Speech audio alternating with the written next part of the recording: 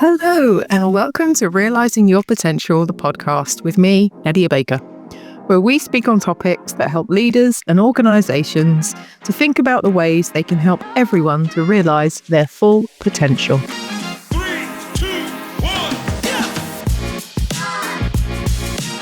1, Every great leader has a story, not just of success, but of learning to see the world differently. Moments that shift your perspective, conversations that open new doors, and sometimes the courage to ask, what if there's just a different way to lead, maybe to think or even to thrive? Welcome to Realising Your Potential, the podcast, where today we're taking a look at the inclusive mindset and we're exploring what happens when leadership meets humanity. I'm Nadia Baker. I'm a leader and an exec coach who believes that understanding how people think in all our neurodiverse, complex and brilliant ways is the key to being truly inclusive in our workplaces. And in today's episode, we speak to the extraordinary Dr Joan van der Brink to discuss Neuro Inclusion and what coaching and leadership really means in this arena. Together, we'll discover how embracing every kind of mind doesn't just change how we work, it changes who we become. And what can I say about Joan? Morning, Joan. Morning.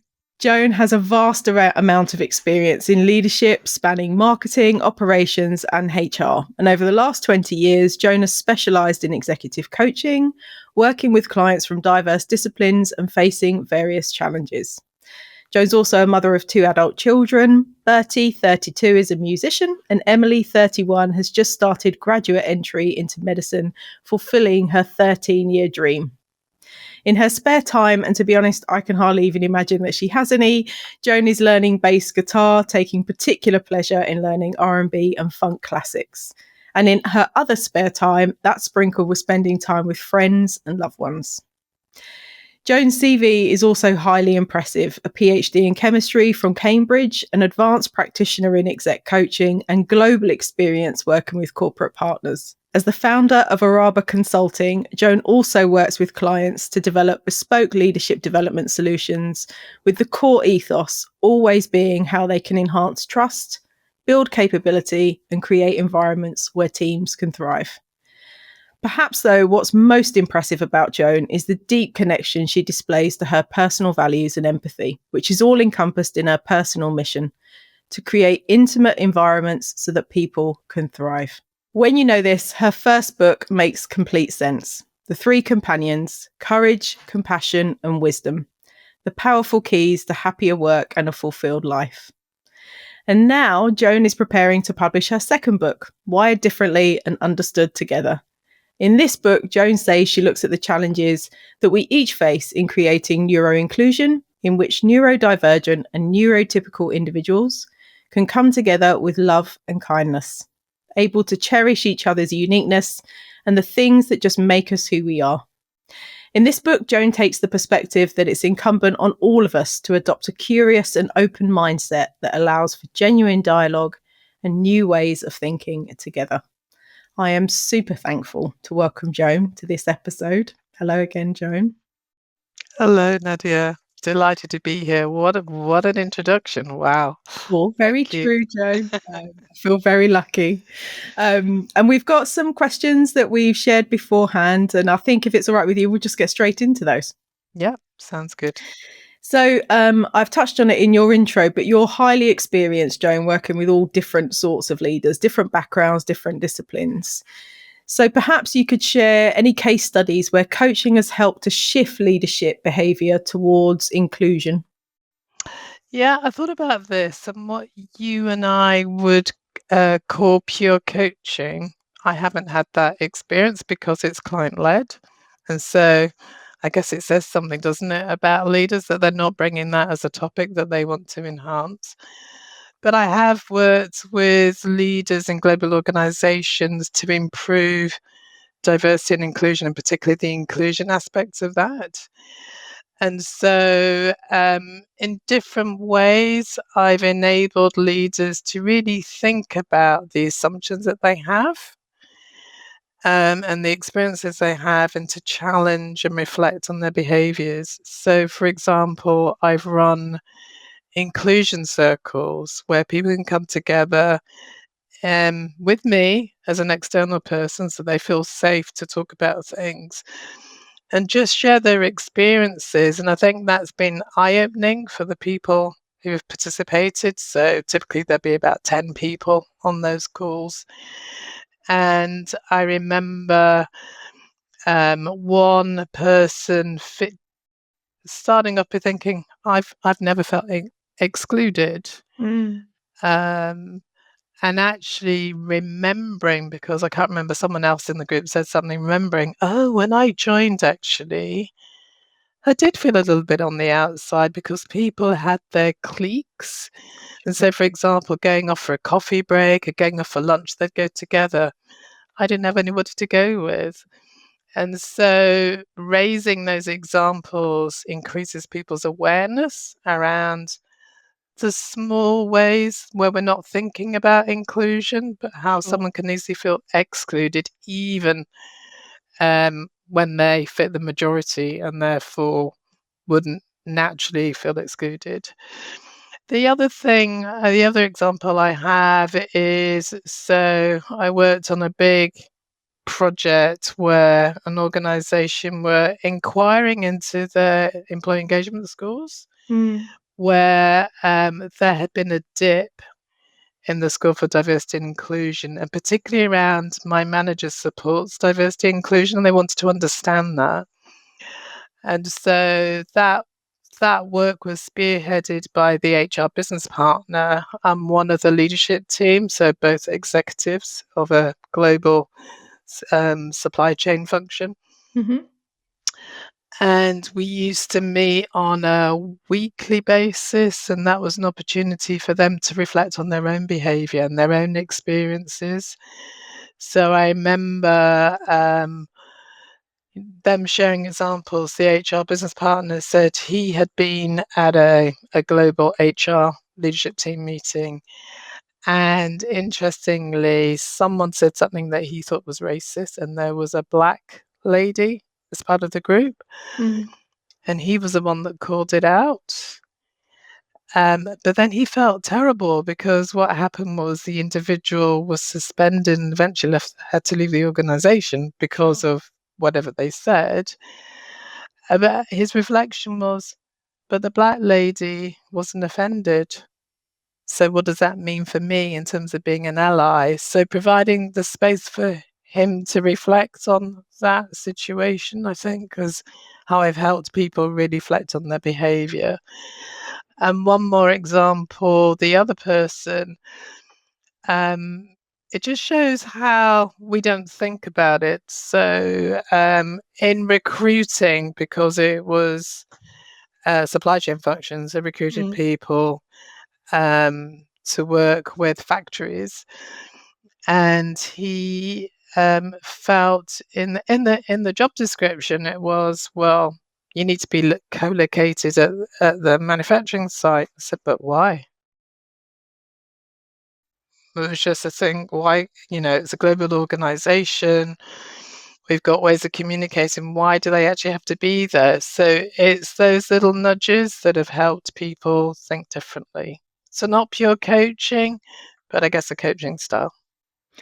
And you can see how each of those scenarios play out even now. I mean, since COVID, people's hybrid working, appetite for hybrid working and minimizing office working has become more and more prevalent, I think. And so, what you've described there is a global organization. So actually, we've got the facilities, but even in localized businesses, people are experiencing that where hybrid exists. So and that's so important. So if we look specific at neurodivergent individuals, particularly people who are autistic, they often have sensory issues, very sensitive. It could be to light, it could be to sound, it could be to busyness.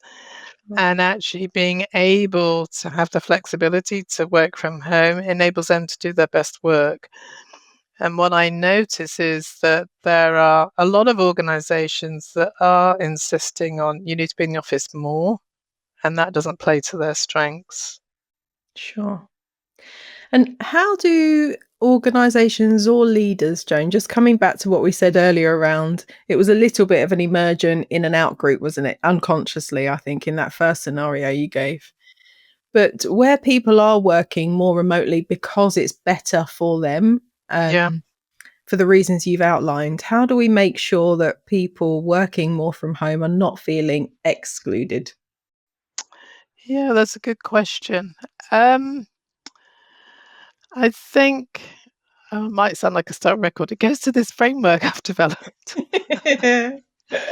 Um, I think it's about taking the time to really get to know each person, neurodivergent, neurotypical, doesn't matter. We all have our own needs, to create the environment where each person can thrive.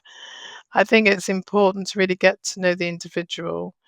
So you'll know from your experience, some people like to have a lot of touch points, some people like to be left alone. If you're neurodivergent, then I think part of it is connecting and being clear and explicit about what is required in terms of an output.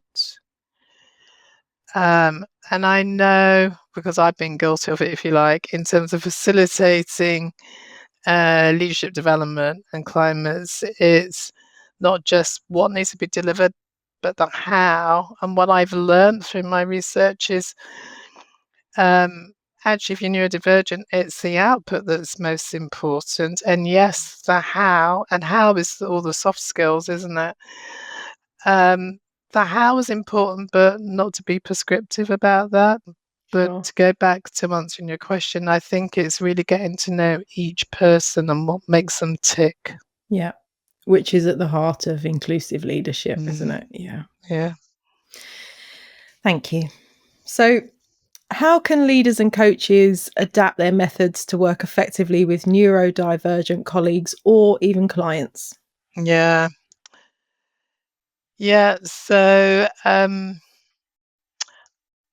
what I in my research, talking to not only neurodivergent people, but say parents, partners, colleagues of neurodivergent people, what has come through is that, and I know it's a question that we'll touch on later, Mm. that neurodivergent people need to feel safe to actually reveal who they are. And I think it's not just neurodivergent. If I think about the work I've done in inclusion, if you come from a different culture, you may mask as well because it doesn't feel safe to be you or you get judged for being you. So I've developed a framework which has 4 components in it. And what I noticed was that at its best, neurodivergent people um, felt safe when, first of all, they were loved and accepted for who they are.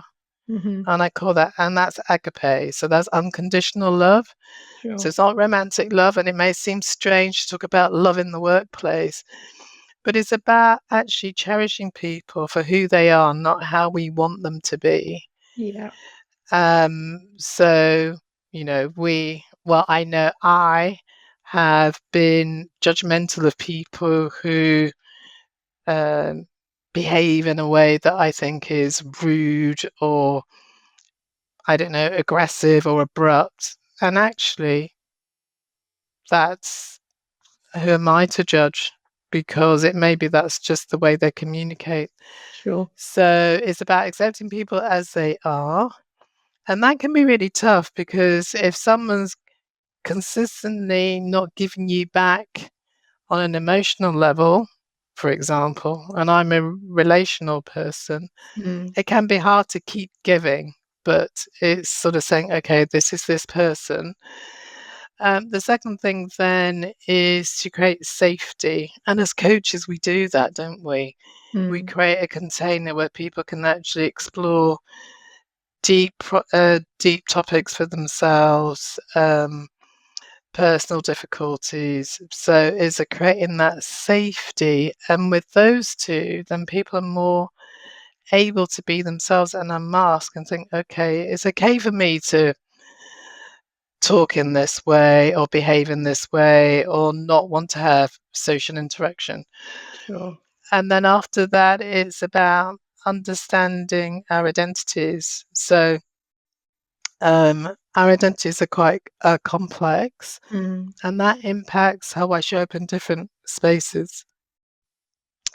And also, your identity is complex and affects how you show up in different spaces.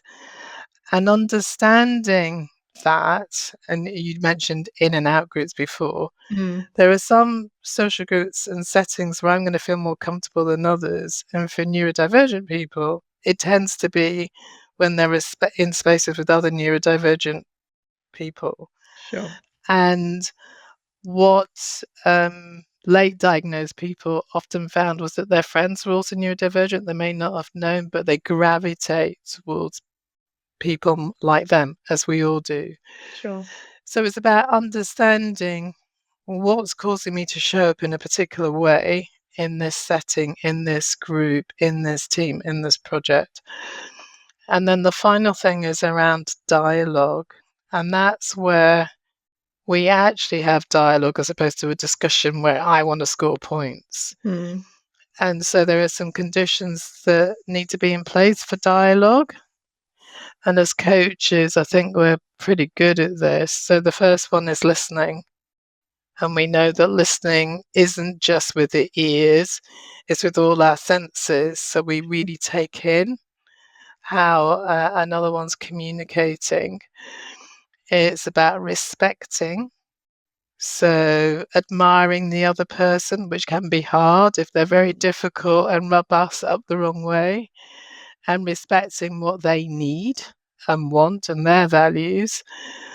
And I think an interesting thing about respect is because neurodivergent people get a lot of negative messages throughout their life because they're seen as rude, they can't process things in the right way, Yeah. etc., then they don't have a lot of self-respect because they don't trust themselves because they're told all the time that they're wrong. So that love and safety is important to help them to regain or to gain that even. So it's respecting and it's suspending that I know the answer. I know what the answer to this problem. I'm being open to really listening to what someone's sharing Yeah. and thinking together. And the final bit is voicing. So let me voice what's coming up for me now, how I'm feeling. And that comes from some work by William Isaacs, who's written a book about dialogue, but done a lot of work on dialogue. And what I like, he says in his book, is if I don't say who else is going to give voice to what I'm thinking and feeling. Sure. So I think those together create a framework for leaders and coaches. And I think it's then having the curiosity to build the relationship and then to move from there into creating that safety and so on.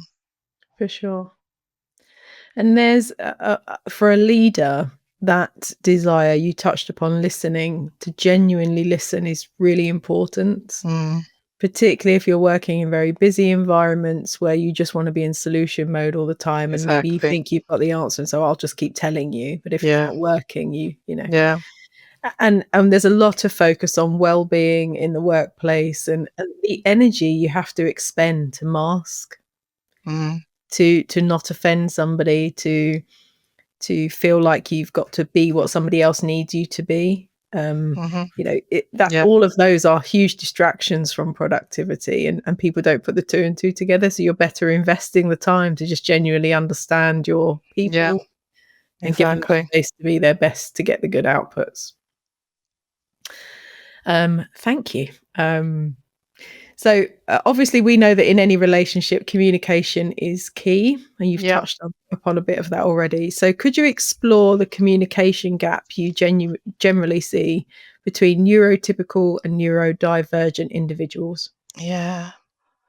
I feel as if I've talked a lot on each question, and there's so much to say about communication. It's all Let me great. see if I Keep can. going. um, I think it comes from the fact that we are wired differently, so we sense the world differently and communicate have different communication styles. Um, so one of the things, a phenomenon called double empathy. Have you heard of that? No. So that's the communication gap between autistic people and non-autistic people. So they can also be neurodivergent and called allistic. So if you're not autistic, you're called allistic. And it comes from really sensing, communicating in different ways. So it means that we don't understand each other well, and the onus is on both sides. So it's a that's why it's double empathy. Mm. So and I have experience of um, someone close to me who we have endless debates because I misinterpret what they're saying to me and vice versa.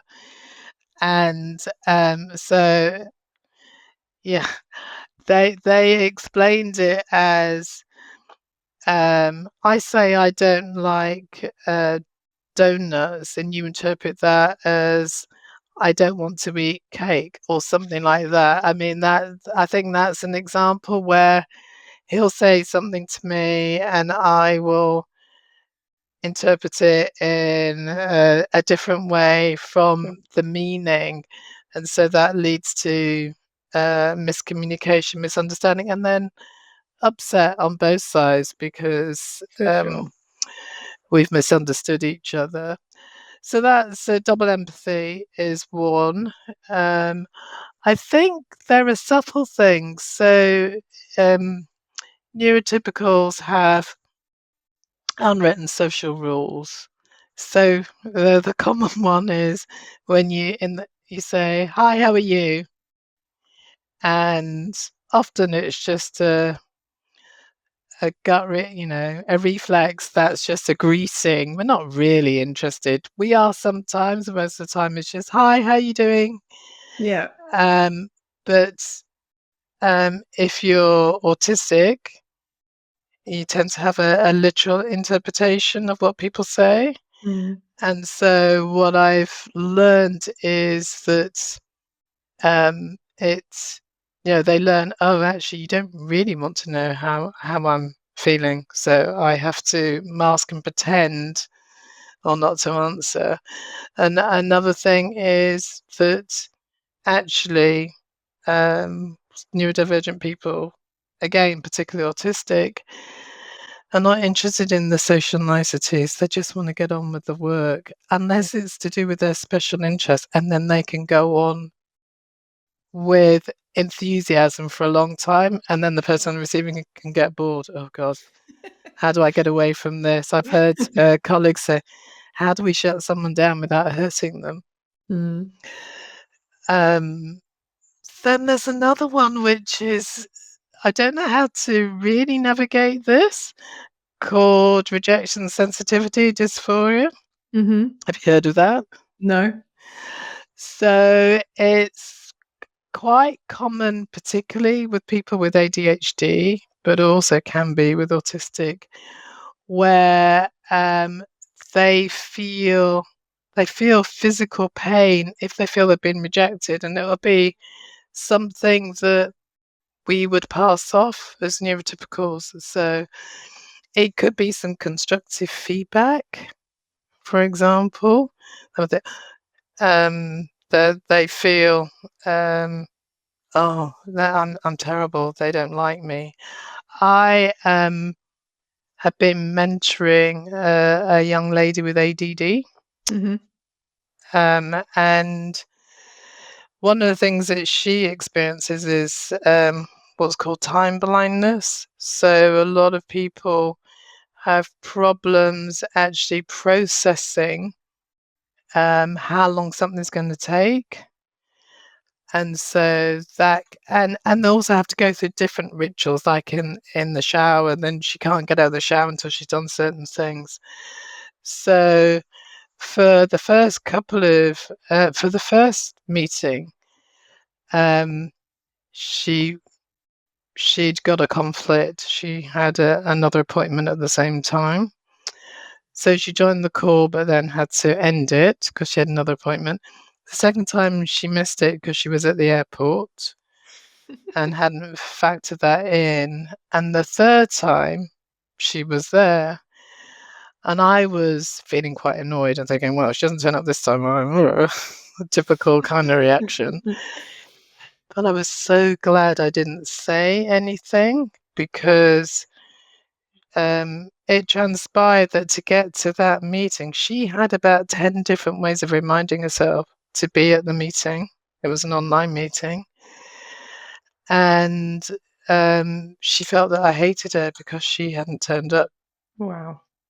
And was really tearful. And she said, when she makes every effort to be at meetings on time and people make cycles. I mean, I remember doing that. Oh, what time do you call this then? Good afternoon, that kind of thing.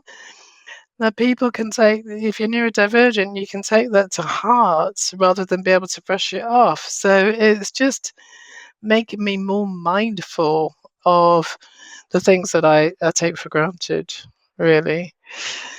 I could go on, but I absolutely love it. You've prompted me to, and sorry, I'm just throwing in ad hoc questions, yeah, but that's fine. so that point around rituals and the difficulty keeping to time, and I guess that same thing applies if you're needing to meet a deadline for a piece of work. Yes, yeah, How do you support individuals yeah, to manage to deadlines, yeah, knowing that there's probably a conflict between how you need it done and how they may get it yeah. done? And I think that's where the having an open conversation to understand is going to be helpful. And I think, I think for neuro inclusion, it needs to be on both sides. So I Sure. think neurotypicals need to do more of the work to understand the experience of neurodivergent people, and it's not universal. So there isn't one experience. Hmm. And then I think it's where that dialogue comes in. So someone says, well, I don't know how long this is going to take me. I can't. Um, I find it hard. Then working out what is going to help. So I know one individual that I'm starting to collaborate with. What they have said is they may forget something, but if they have a deadline, they'll always meet the deadline. So I think it's working out what's going to work to support Hmm. the individual. And I think the beauty of your research and what you're putting into this book is what you describe as both sides. So both sides being really honest about what they need, how Yeah, some of these actions yeah, make them feel, yeah, rather than it being one-sided. yeah, But to try and minimize those yeah, frustrations or yeah. challenges that you see. And there are a couple of things that you remind me of. I think part of that comes from the manager or the leader role modeling that vulnerability, because we all have needs, don't we? But as a leader, you're taught you have to be strong, you have to not show weakness, and sometimes being vulnerable feels like weakness. So I think what coaches can do is to support leaders to be able to show that vulnerability in a way that feels comfortable. One of the things with neurodivergent people is that their energy and ability differs on different days. And that's partly to do with the fact that they have to mask, so that, as you said before, that's exhausting. Yeah. Um, and so that can lead to burnout and not being able to deliver the same from day to day. And there's a concept called spoons, and spoons represent energy. So that have a certain number of spoons, and they may expend more spoons one day and not have time to replenish by rest. And so you can imagine if you have less spoons, you're less able. So again, I think tuning into each person and just understanding, so where are you and how are you is important. Yeah. And yet the work still needs to be delivered. So that Yeah. I know I talked to a guy who is a leader of a disability charity, and he said they have like a contingent workforce they can call on to support them, particularly when they've got staff who are out because they don't have the capacity. I think that's great. In a small organization, it's probably easier to do, although he said it's still hard. But can you imagine in a global organization? That is not easy. So Yeah. I don't have the solutions, but I think, either way, someone's not going to be able to deliver. So may as well try and find a way of Yeah. being aware of that and being proactive rather than having to be reactive. And I think through all of your answers, what we're uncovering is there is no silver bullet to this. There is no secret recipe where if you No. just do this, that will make everything fine. Yeah. It takes Yeah. constant work, It constant work, does. constant It does. understanding, constant self-awareness and self-reflection on both sides Yeah. to try Yeah. and make it work. Yeah. Um, I think the biggest thing that I've taken away is that neurodivergent people want to be seen sure. in their entirety. Yeah.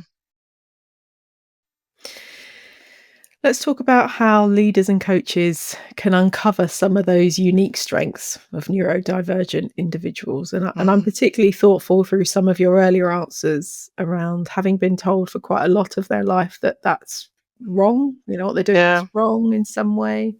But there are some beautiful strengths Yeah. that come out of this. So let's talk about that. Yeah, I think the first thing to recognize is that if you're neurodivergent, you have what's called a spiky profile. So there are some things that they're really, really good at and some things that they need support with. And I think the common themes around the things that they need support with are to do with executive functioning, so planning, organizing, those kind of things. Um, in terms of uncovering strengths, I think it goes back to recognizing that there are other ways of doing things and suspending our judgment. So if someone's asking questions, it's because something's not making sense. Sure. But another thing that I've learned is that people who are autistic or people who are dyslexic or people with ADHD are really good at pattern spotting and can actually think ahead, several steps ahead, but are told to slow down because they're not taking other people with them. Sure. And so it's about kind of pausing, I think, to think, oh, now, why are they asking these questions? Why am I being challenged? Stop seeing it as an irritation and think, so how can I leverage this? And maybe ask them because they have special interests and things that they do research to such a depth Mm. that I never do. And I've got a PhD. So I mean it's crazy. So they have expertise in their special interest areas. So I think it's being more reflective about what we're seeing in terms of the individual, where they seem to really shine. And when they're irritating us, think, oh, what's going on here? Yeah. Ask the why. Yeah. Yeah. And I guess that space which we talked about earlier, to not think everything has to be done the way that you had planned it out in your own mind. Be open to diversions because they could enhance what your output's going to be. Exactly. Yeah. And that's the thing, isn't it? The research shows that diversity leads to greater innovation, creativity, enhanced results. I think the bit that's missed out is it's really hard to work with a diverse group of people because they have different ways of seeing things. How do you bring that all together? Yeah. Yeah. And the tricky bit for any leader is you're never going to please everybody all of the time. And so if you're working with a diverse group of people, there's a balance between being inclusive but understanding you're never going to be able to satisfy everybody. So that's where your judgment becomes really important. Yeah. And to make sure that people don't feel shut down in whatever your decision-making process is at the end. Feel that they've been heard, but they understand clearly why you can't do something a certain way. Yeah, and I think from developing leaders, I think there's a time and place for being democratic and a time and a place for being authoritative. Sure. So don't ask for people's input if you're not going to actually use it. Sure. Yeah. Okay, I can't believe we've got to the last question. But I'm sure I'll have some more after. So within neurodivergent people, it's common for them to mask, and we talked about that a bit earlier. Could you tell us a little bit about what that means, and then perhaps the psychological toll of masking for neurodivergent professionals? Yeah, and let me just say, it isn't just neurodivergent people that mask. Yeah. So masking is a way for people who are in the minority to feel safe in groups, particularly majority groups. So as I said, if you're neurodivergent, you've had, there was a statistic I heard when I was doing a neurodiversity and coaching course that I think by the time a neurodivergent child is 10 or 12, quite young, they've had something like 10,000 messages that they're negative messages. Wow. So you can imagine, and get bullied or told they're doing something wrong or they're being lazy or aggressive. And if you get those messages, then you learn that actually I can't be safe to just be who I am because I get into trouble or I get backlash.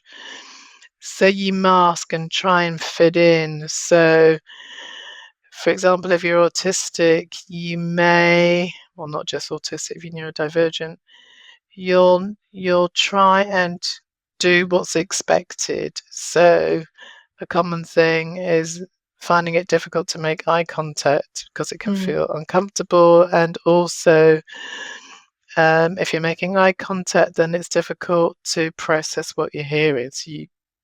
But they learn to look as if they're making eye contact because that's what's expected. And that's a neurotypical measure, is that if you're looking at me, then I know that you're listening to me. And I remember delivering a workshop about 3 years ago, and it was about self-compassion, and it was online, it was virtual. And one person was sitting with their side onto the camera, and I thought, and it was really interesting because that person was neurodivergent. I can't remember what it was. I think he declared it. But it was so disconcerting not to have the person look into the camera. And in my interviews, one of the things I've done is ask camera on or camera off, because enable to process. So back to the masking, it's learning to conform to what seems to be the norm for the majority and not able to be yourself. So I talked about special interests. Now, people with special interests can wax lyrical about them, talk about them for hours. And yet I know I would get bored if You're going to talk to me about your music again and about the, go down to the minutest details. So they hold back on that. Also, yeah, so basically it's about hiding who they are and trying to fit in and look normal. Sure. Normal. Yeah.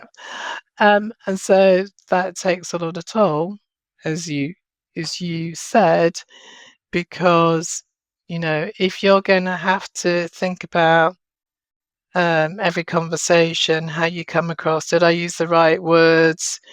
I'm not sure I can read the emotions. Did I create a good impression? Did I upset someone? You're constantly processing that. That takes a lot of energy. And so outside of that environment, so say at home, people need to just unwind. So I'm working with someone who had to go. Well, a couple of examples. One was go to a funeral with family members, and then taking a couple of days afterwards to just unwind from that and recover his equilibrium. Also going to a conference, running a session, and then just wanting time out at lunchtime and just to be quiet, but not being able to get it. So often they're wiped out.